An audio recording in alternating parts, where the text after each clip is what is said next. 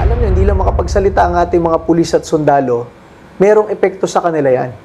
Pag malakas yung mga makakaliwang kongresista, malakas rin yung recruitment to replenish the ranks of the NPA. Sino bang pinapatay ng NPA? Ating mga pulis at sundalo. Kaya yun lang po ang aming concern mula sa Duterte Youth Party List. Kahit si Trillanes, wala pa sa kalingkingan yung tapang ni Ronald Cardema kaysa kay Trillanes. Talaga to, alam niyo kung mabibigyan lang ng pagkakataon tong mama na to. Siya yung magiging halimbawa si Presidenta Sara Duterte. Balang araw pag umupo na siyang pangulo. At ito ang gagawin niya Secretary of Defense. Palagay ko mga kareaksyon, ubus yung NPA dito eh. Natin yan. Tama yun. Kahit daw magpunta, kahit anong korte. Wala naman tayo ibang pupuntahan, Supreme Court, di ba? Yun lang ang pupuntahan natin. Hindi naman tayo pwedeng pumunta ng Victoria Court. Supreme Court ang pupuntahan natin. Court. Sir, sandali lang. Ba't napasok niya ng Victoria Court? Victoria Court, baka naman yung discount card natin. Ba't napunta ng Victoria Court yan? Napag-aalata si Speaker Takot ka kay Tamba? Bayaran ka ba ni Tamba? Bakit pinagdidisketahan mo si Sara Duterte? Na yung 125 million na yan, hindi naman niya binulsa yan. Tsaka napaka-counting yan kung susumain mo na kanyang ikukurapin yan. Isang sortie lang ni Tambaluslos nagkakalaga ng 1 billion pesos. Vice President Sara Duterte para isulong ang kanyang impeachment nang hindi ipinapanawagan ng sabay ang pagbasura sa national budget sa ilalim ni Pangulong Ferdinand Marcos Jr. Magtagumpay kaya ang hiwa-hiwalay na protesta laban sa nabuwag na unity team ni Marcos at Duterte? Paterno West Makel, Rappler, Manila. Alright, reaction TVPS, nagbabalik reaction. Napakaganda po ng pag-uusapan natin ngayong mga kareaksyon Mantagin ninyo mga kareaksyon. Ito po ang una natin pag-uusapan yan. Ito po ang una natin pag-uusapan. Ito po. Yan, kilala po ba ninyo yan? Yan po si Cielo Magno. Alam po ba ninyo kung ano sinabi niya dyan? Rally daw laban sa mga korap. Pero bakit? Kasama na patalsikin si BP Sara. Bakit nga ba? Mary Grace Piatos, pagalawin ang baso at pakibigay nga ang 125 million na confidential na sagot. Alam niyo po itong si Cielo Magno isang profesora daw to sa UP. Walang nakakapagtaka na ang UP ay may mga profesorang ganito. Honorable Cielo Magno, alam po ba ninyo ang kahulugan ng confidential fund? Sinabi na yan ni former Senator Pampilo Lacson. At alam ko na alam ninyo ang sinasabi ninyo dito. Para ang narrative ay babagay sa inyong pinaglalaban, ay sasabihin ninyo yung 125 million. Marami na ba yan yung 125 million? Sa tingin mo, kakagatin ng sambayan ng Pilipino yung ninangawa mong 125 million na yan? Wala po yan. Tinga lang yan, tinga. Alam po ba ninyo kung anong dapat nyong isulat dyan? Yung trilyon na 2025 budget na binalahura ng bicameral committee. Bakit hindi yun ang asikasuhin mo? Bakit inaasikaso mo yung 125 million? Takot ka kay Tamba? Tanong lang yan, Cielo Magno. Bayad ka ba ni Tamba? Bakit hindi mo araruhin at gurgurin yung trilyong budget ng 2025 na ginahasa? Takot ka kay Tamba? Bayaran ka ba ni Tamba? Bakit pinagdidisketahan mo si Sara Duterte? Na yung 125 million na yan, hindi naman niya binulsa yan. Tsaka napaka-counting yan kung susumain mo na kanyang ikukurapin yan. Isang sortie lang ni Tambaluslos nagkakalaga ng 1 billion pesos. Isang sortie yun mamimigay siya ng akap. Tapos 125 million. Ginangaw-ngaw mo, Cielo Magno. Di ba? Yan ba ang prinsipyong gusto mong... Kaya nga, sa mga vlog at mga video ni Cielo Magno, mapapansin ninyo wala nang nanonood. Wala na pong nanonood alam nila bulok din yung prinsipyo, di ba? Bulok din po yung prinsipyo niyan, mga kareaksyon. Eto pa tingnan po ninyo itong mga kareaksyon. Ayan, Yan, congratulations Ayan po mga kareaksyon Madam Cielo Magno, congratulations sa napaka-successful na resign all. Yan po yung pinaglalaban nila at watak-watak ang mga yan, watak-watak. Resign all daw, resign all. Ayan Sinong iuupo mo dyan? Si Lenny Lugaw. Si Trililing. Resign all, gano'n. Pati si Sara Duterte magre-resign. Nakakabilib naman yung nila, yung kanilang rally. Marami pa yung pulis kaysa sa mga nagrarally. Siyempre, papupuntahin dyan ni Tamba, punta kayo dun. Dagdagan yung pulis. Para magmukhang marami yung mga nagrarally. Kasi nakakarami din po yung mga pulis dyan tingnan nyo doon sa overpass, puro mga pulis. Tingnan nyo dito sa underpass, 3/4 ng mga tao dyan, pulis. Diba? Nakakarami talaga yung pulis, Ayun yung sa overpass, puro pulis lang nandun. Marbel, galing mo putangin na. At maganda nga po maaga pa lang at nagubad na itong si Cielo Magno. Nagubad na po ng maskara niya mga kareaksyon. Ayan po mga kareaksyon Napakarami pong pumunta Napakaraming pulis. Mas marami pa po yung pulis kaysa sa mga nagrarally. Yun, doon sa overpass, puro mga pulis po yan. Banda rito, puro mga pulis. Ayan di po ba? Kaya kailangan magpasalamat tayo kay Cielo Magno. Ayan po maaga po siya nagubad. Gusto po niya anong tawag doon? Yung mag-resign all. Yan Ayan po. Di ba? Di ba yan Huwag kang kukurap, di ba? Kinuha nila sa akin yan Ako yung nagsabi niyan. Pinapanood nila ako yung kurap, huwag kang kukurap, baka makurap ka ng mga kurap. Sa akin yun. Di ba? Walang kukurap, baka makurap kayo ng mga kurap. Pag kayo kumurap, ay makukurap kayo ng mga kurap, di ba? Sa akin yung galing. Kinuha nila.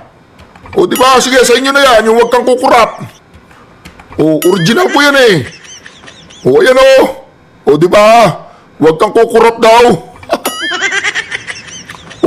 Congratulations po sa 10 million na pumunta dyan sa kanilang rally. Napakarami po niyan. Gaa, lit ng bayan, pakinggan Walang sumasakay pa kayo sa expose ng mga PDP laban Walang ganyanan. Gumawa kayo ng sarili niyong pakulo. Di ba mga kareaksyon? Sumasakay pa sila sa patutsada ni ni Congressman Ungab tsaka ni former President Rodrigo Roa Duterte. Di ba? Di ba? Sakay lang kayo. Mga inutil yan. Si Cielo Magno yan. Ayun Panagutin daw, panagutin. Sinama pa dyan si Sara Duterte. Bantagin mo yan, Cielo Magno. Sinama nyo pa si Sara Duterte dyan. Di ba Ayun bantayan mo. Di ba? Tax ng ina mo, bantayan mo.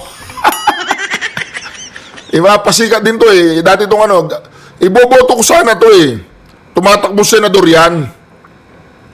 Dati po yung sekretary ng, hindi ako magkakamali, sekretary ng finance yata to. Basta dating gabinete yan. Ayan di ba? Tax mo, bantayan mo. Boboto ko sana to Nakalimutan ko lang ang pangalan Tumatakbo senadora yan. Pero pag ganyan ang ginagawa mo, madam, pass muna ako sa'yo. Ayan Di ba? Feeling superstar si Madam Cielo Magno undersecretary yan. Di ba? Oh. Ayun oh. Usap lang kayo, ayun oh, mga komunista yan. Oh, di ba? Oh, paturo-turo pa siya doon oh. Ano yan? Naniniwala ka ba sa Diyos o hindi? Baka hindi ka naniniwala sa Diyos ha. Oh, may mga musikero ba? Musikero. Oh. Wala Mexicano to ha. Calio de Guzman ha. Oh, di ba? Walang pangalan yan eh oh. Dito sinulat niya Calio de oh. Pods de Leon oh, di ba? Ano ba? Pajibar ba yan? Pajibar? Oh. Si Calio de yan oh. Calio de, katay na lang tayo ng kambing. Oh, luto tayo papaitan. Kamukha ka nung kainuman ko eh. Kaya lang, pumanaw na. Oh. Shoutout sa'yo, parin Toktok, kamukha mo yan. Kamukha siya ng kainuman ko. Mabait pa naman yun. Oh, naging manager pa ng isang restaurant ko yun. Kaya lang, nabankrupt. Oo. Kamukha niya. Walang...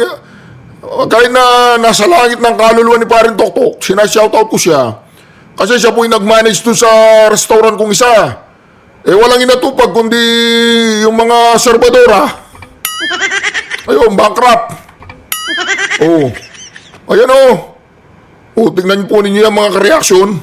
Napakarami niyan. Ilan libo yan? 2,000? Dagdagan na natin. 100,000 na. Kawawa naman sila eh. Oh. Sabi nila 10,000 daw yan. Oh. Yung pulis sila dyan. 3,000 yung pulis. Oh, resign all daw po. Resign all. Oh. O di ba? Ulit-ulit na lang yan eh. O lipat tayo ng channel oh. Yan oh. O di ba? O pumanaw na si si Liberal Party President Edsel Lagman oh. Di ba? Pumanaw na daw po siya na ngayong taon na to, di ba? Ba't walang balita? Hindi yata masyadong pinapansin si Manong Edsel Lagman ngayon. O di ba? O tantanan na si Cielo Magno. Oh, Cielo Magno! Diba? Mais ka naman. Huwag ganyan. O, tingnan mo ngayon, wala nang nanonood sa'yo. O, diba? O, dito naman tayo ha. Meron po tayo ipapalabas dito mga kareaksyon. Pakinggan po natin to. Ito po yung pinaka malupit sa malupit. O. O. Pakinggan po natin, panoorin po natin sila. Kawawa naman, walang pumapansin. Pagpalayang hapon sa inyong lahat! Sa isang pambihirang pagkakataon, nagtipon-tipon dito sa makasaysayang EDSA Shrine ang mga Katoliko at iba-ibang mga Christian group para sa samut-saring panawagan. Kasama sa inilalaban nila ang pagsusulong ng impeachment ni Vice President Sara Duterte at ang pagbasura sa maanumalya raw na 2025 national budget sa ilalim ni Pangulong Ferdinand Marcos Jr. Ang tao, ang bayan! Ngayon ay lumalaban! Ano ba yung mga pari na yan? Mga komunista ba yan? Kasama ang simbahan! Kasama daw po ang simbahan. Ang taba mo. Ay, taba mo. Ayan!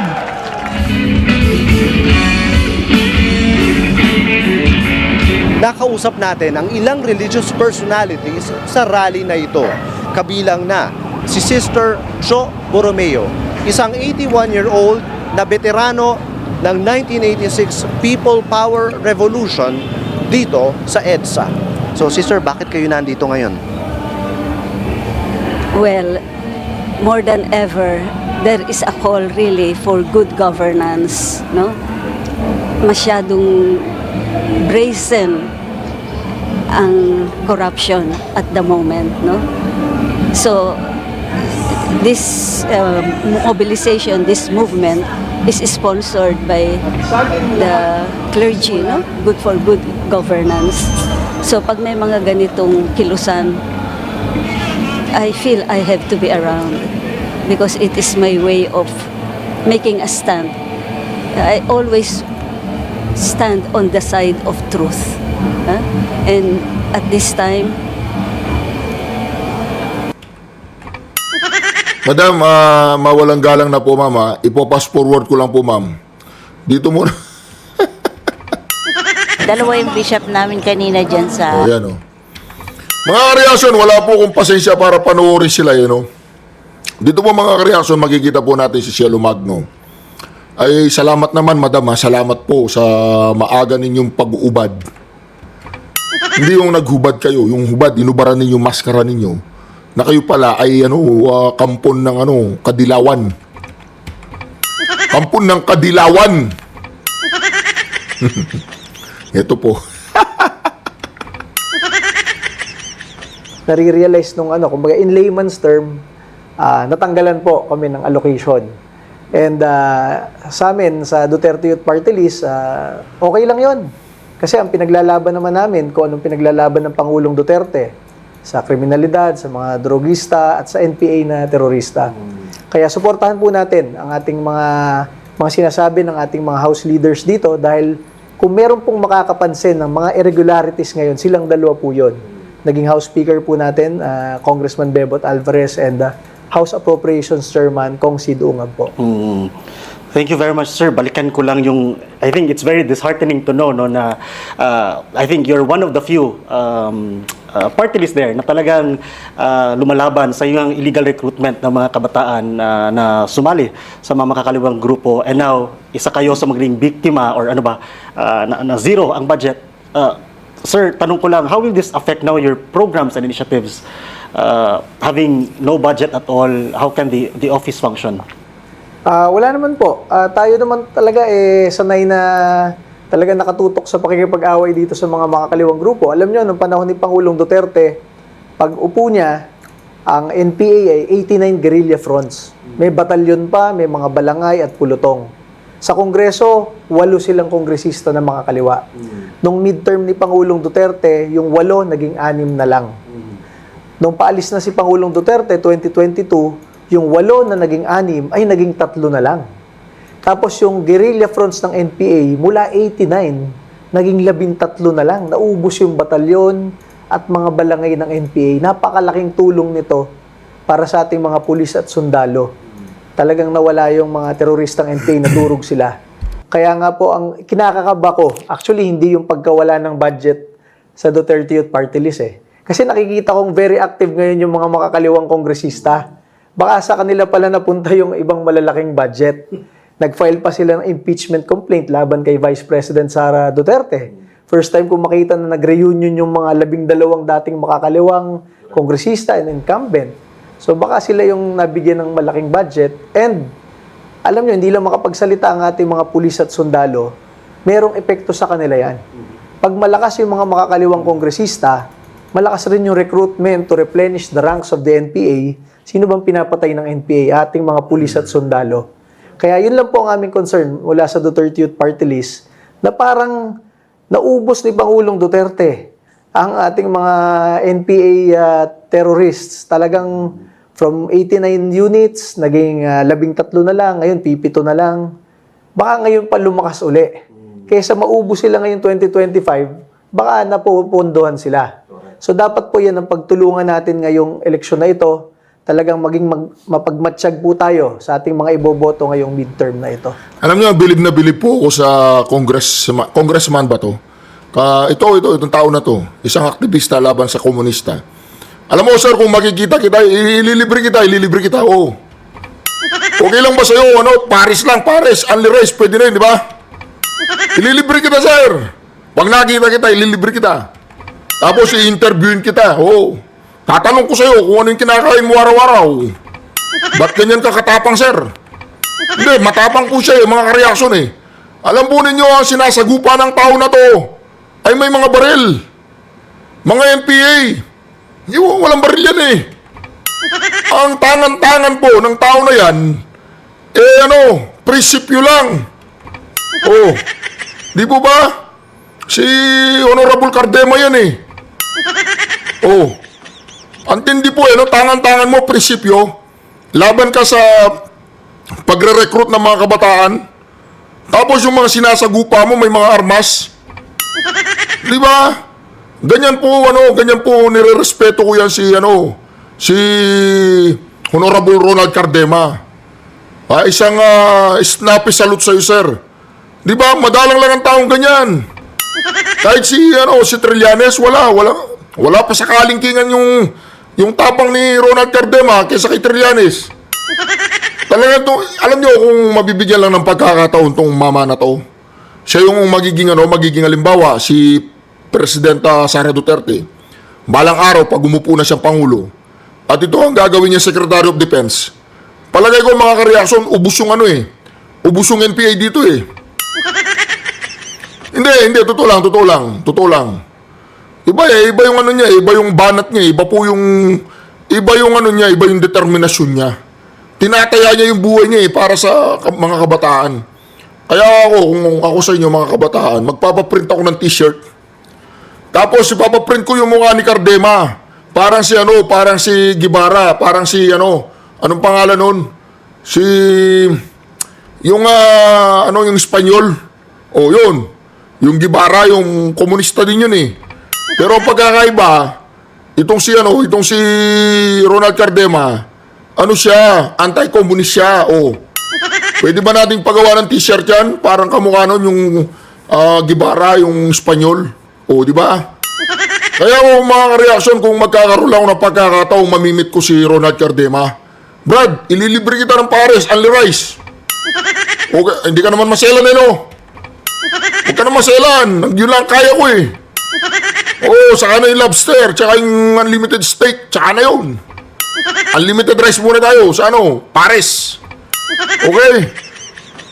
Thank you, Sir Ronald. No, I think the points you've raised, few of the effects na nga itong mga nangyayari, especially sa budget dyan natin sa national budget natin.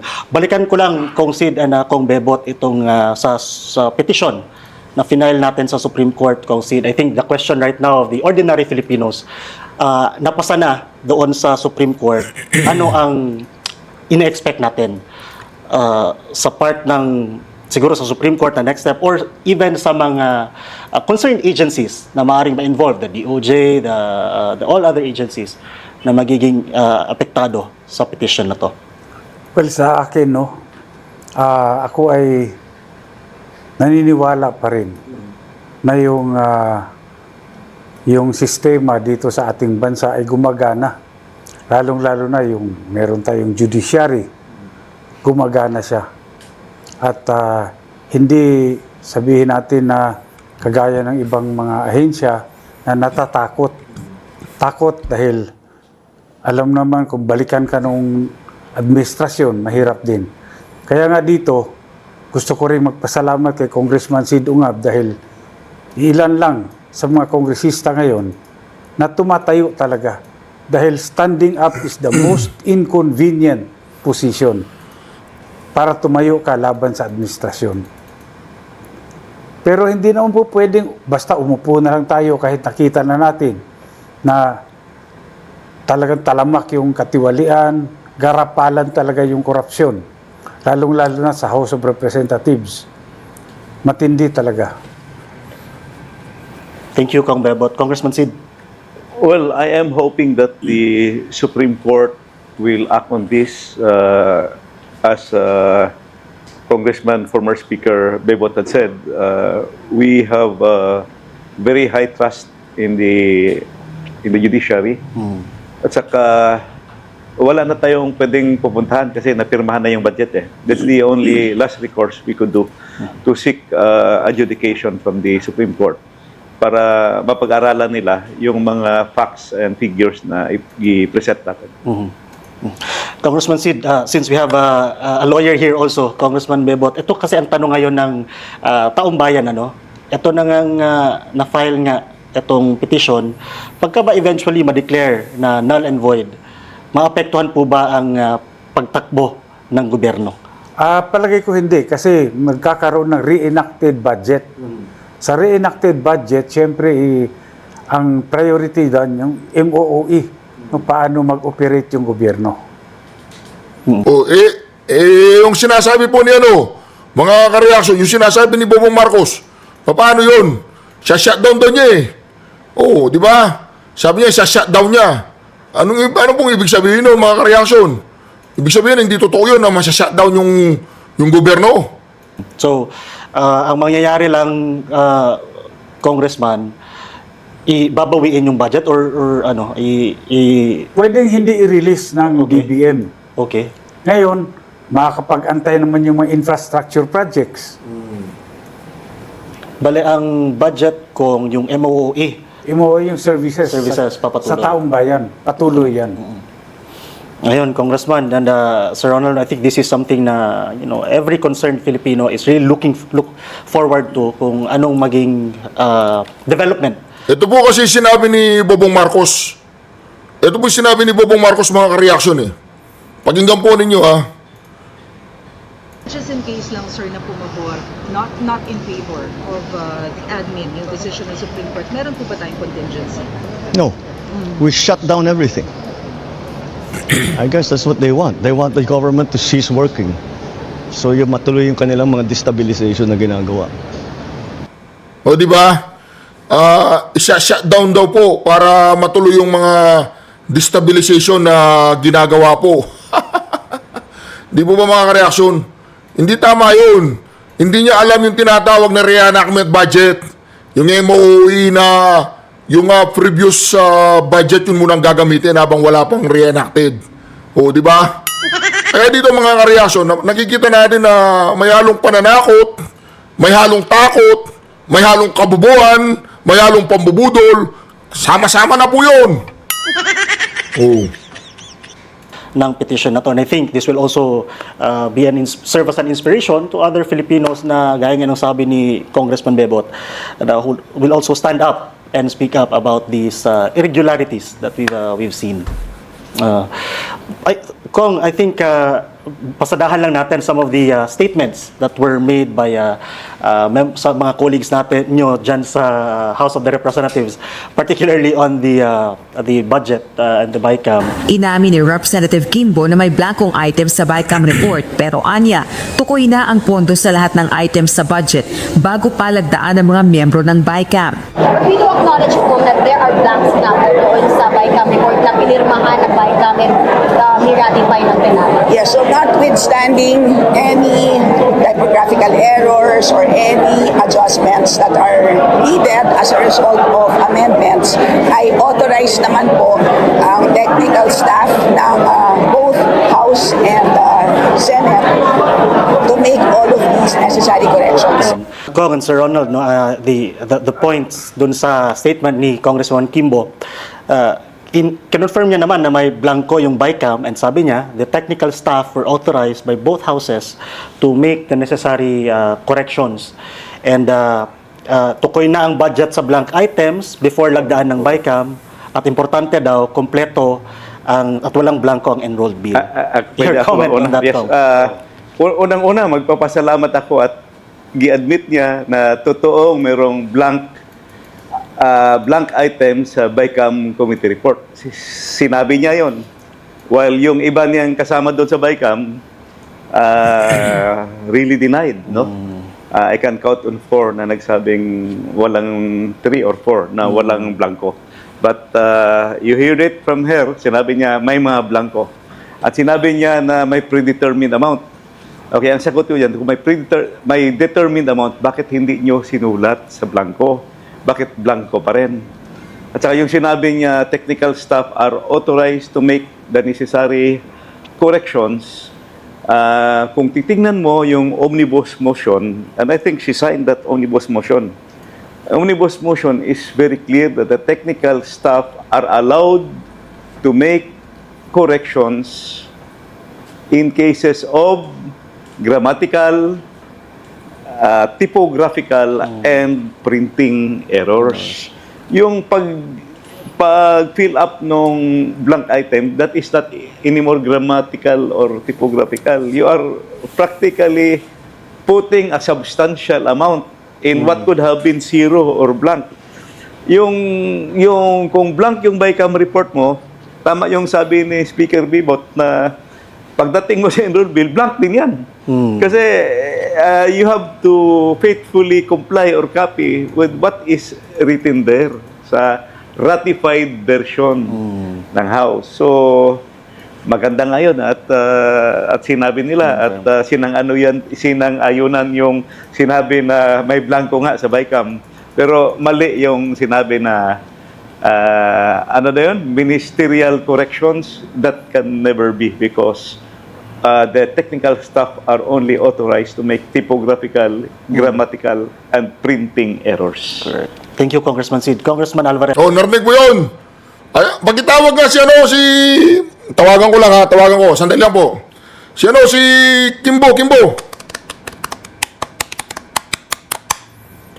Hello, Kimbo. Wala stick ka. Oo. Reaction TVPH to. Pag-aralan mo nga yung omnibus motion, yung pinirmahan mo. Hindi naman kasama dun yung paglalagay ng value. Ha? Typographical bang tawag doon? Hindi typographical ang ginawa ninyo eh. Ang ginawa ninyo, doktor eh. Dinoktor ninyo. Oo. Matatalo ka na doon sa Marikina. Hindi ka matatalo. Merong tinatawag na, Tamba Magic. Oh, yun. May Tamba Magic daw. Hindi po hindi si Marikina representative yun. Tinawagan ko, nag-aalaga ko ng kambing. Oh. Anyway, mga reaction, mantagin po ninyo yan ha. Hayagan na po ang pambubudol, pangluloko, at mga katarantaduang ginagawa po nila sa taong bayan. O ngayon, di ba, tuloy. Your comments on that statement. Well, may nagsabi kanina na politika lang yan, di ba? Talaga namang part ng political process ito Political exercise ito. Na merong budgeting, merong anomalya sa proseso. Natural, questionin natin yan. Ngayon, sinasabi nila na karapatan natin yan, tama yun. Kahit daw magpunta, kahit anong korte. Wala naman tayo ibang pupuntahan, Supreme Court, di ba? Yun lang ang pupuntahan natin. Hindi naman tayo pwedeng pumunta ng Victoria Court. Supreme Court ang pupuntahan natin. Sir, sandali lang. Ba't napasok niya ng Victoria Court? Victoria Court, baka naman yung discount card natin. Ba't napunta ng Victoria Court yan? Napag-aalata si Speaker Napag-aalata siya. Lagi ka ba dun, sir, Victoria Court? Oo, lagi din ako dati dyan Yung Victoria Court, yung sa tabi niyan, yung bilyaran. Kayo naman, masyado kayong judgmental. Suprema. Hindi pwedeng kahit anong korte pwedeng puntahan. Hindi pwede. Mali yun. Congressman... Victoria Court talaga Victoria Court talaga, Speaker. Alvarez, as a lawyer, yung sinabi na, pwede ba talaga, klaro naman nasa omnibus guideline, no? Pero yung sinabi niya na the technical staff were authorized naman daw to make the corrections. Tama naman yan. Tama yung sinasabi ni Congressman Ungab kanina na pwede naman talagang authorize yung technical working group para gumawa ng corrections. Pero hindi yung palitan mo yung amount o dagdagan mo yung amount. Hindi ganon. Grammatical errors, typographical errors, pwede yun. Yung mga minor things na hindi naman apektado yung mismong yung talagang laman ng budget. Correct. Especially the figures, the amounts. Correct. Thank you, Congressman Sid and Congressman Bebot. Sir Ronald, I'd just like to get your thoughts also after hearing their comments on that matter. As a Filipino and an advocate for transparency, what's your thoughts on that, sir? Yes, ako po, sinusundan ko lang ang sinasabi ng ating speaker at chairman ng APRO dati. Pero siyempre, tama yung sinasabi nila na how can technical staff edit, di ba? Zero yun blanco How can they put an amount there from millions to billions, di ba? Nakalagay, typographical, grammatical, and printing errors. Very minor yung abilities ng technical staff para mag-edit. Pero pag na-approve nung sa BICAM report, ang napirmahan nila, zero, blanco, dapat yun na nag-reflect doon sa kung saan ipinasa yon. Bakit pagpasa, meron ng amount, di ba? Ang sinasabi ng Malacanang, sinabi ng Presidente, doon daw sa pinirmahan niya, walang blanco. Hindi naman yun ang niraise ng dating Pangulong Duterte. Ang niraise niya yung sa BICAM, di ba? Blanco yun, pinirmahan ng mga BICAM members na blanco yun. How come nagkaroon ng amount doon? Sinasabi nila, the technical staff can edit. Can the technical staff determine on their own kung ilang bilyon o ilang daang bilyon o ang ilalagay na amount doon? Siyempre, hindi. Akala ko, NPA lang ang alam nito eh. Magaling din pala siya sa sa ganyan, yung BICAM, yung GAB, GAA, o di ba? Napabilib na naman ako. Talagang pwede nang gawin na to, Defense Secretary. Busin na natin yung mga NPA na yan. Ilagay mo yan, Defense Secretary. Di ba? Anyway, mga ka-reaction, dito talagang patuloy nating bubugbugin, patuloy nating aararuhin, at patuloy nating kakalampagin ang Korte Suprema na ibasura yung 2025 GAA or General Appropriation Act. Hindi po natin titigilan ito. Wala nang atrasan ito eh. Talagang nahuli na sila sa akto. Ngayon, hindi na nila alam kung saan sila tatakbo. O yung isang tabat-ching-ching, sabi niya, yung project daw sa school, una may blanco, pero pagpasa doon sa teacher, wala nang blanco. Pangalan Chavez Zamora. Congresswoman Chavez Zamora, kumusta yung project mo? May blanco pa o wala na? Anyway, mga reaction, maraming salamat muli sa pagsama ninyo sa ating napakagandang reaction video ngayon. Kung hindi ka pa nakakapag-subscribe, kung hindi ka pa nakasubscribe, mag-subscribe ka na, i-like at i-share. I-share ang ating video. I-share ang ating video. Diba? Komposisyon po natin yun. Diba? Kaya ngayon, mga reaction, syukran. Duterte.